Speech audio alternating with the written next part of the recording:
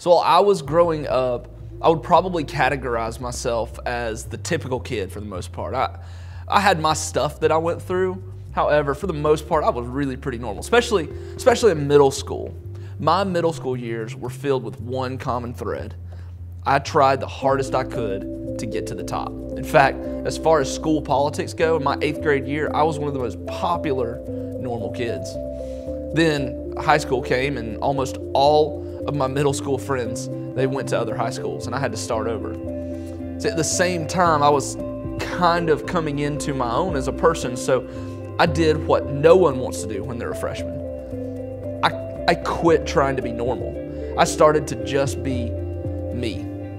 And as I began to quit trying to be like everybody else, I discovered and really decided something. And it's kind of a weird thing to decide as a high schooler. I don't know many people who make this decision, but I decided that I was going to trust my parents. And I know that sounds ridiculous, but high school is about making your own mistakes, isn't it? I mean, it's about learning on your own. But I wasn't buying into that. I figured that even though my parents were maybe a little out of touch with the times every once in a while, they had 3 things I didn't. 1, experience. 2, history. And 3, perspective.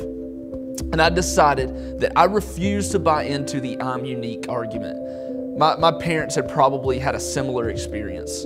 I also heard somewhere that history, if ignored, would repeat itself. And so I thought I'd be an idiot not to learn from my parents' mistakes. And then the biggest thing I decided was I was not going to trust my own perspective. I was watching too many of my friends do that, and they were screwing up horribly.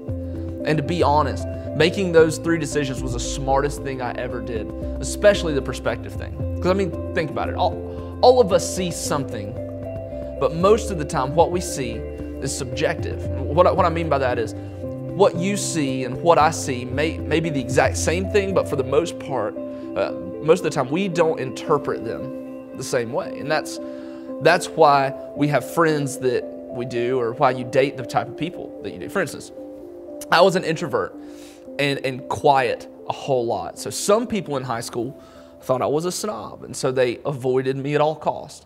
Others thought I was boring, so they were indifferent to me. And a few people thought I was deep, and those were my friends. So each of those groups, they had a perspective of the truth of who I was.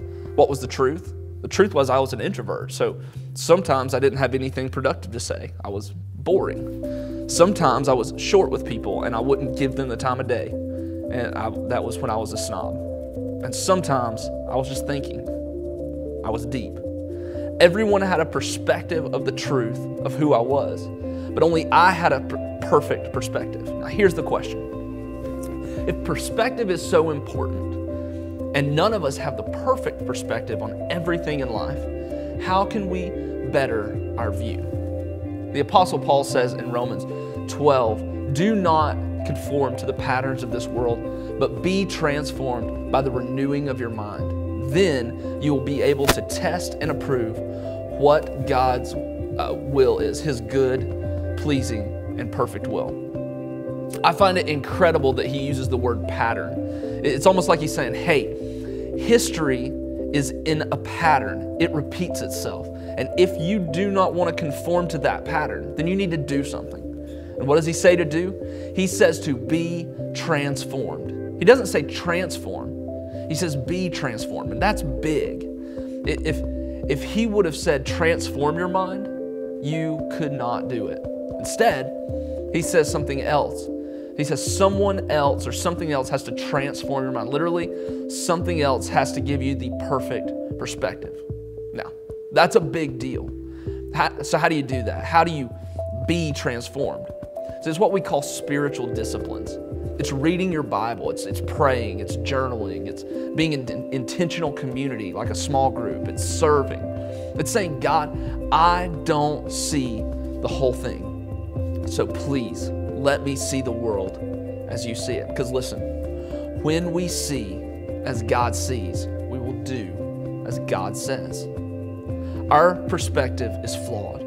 Only the Creator has the perfect perspective. And when we will allow Him to transform us by the renewing of our minds, we will begin to see as He sees. And when we see as God sees, we will always do as God has said.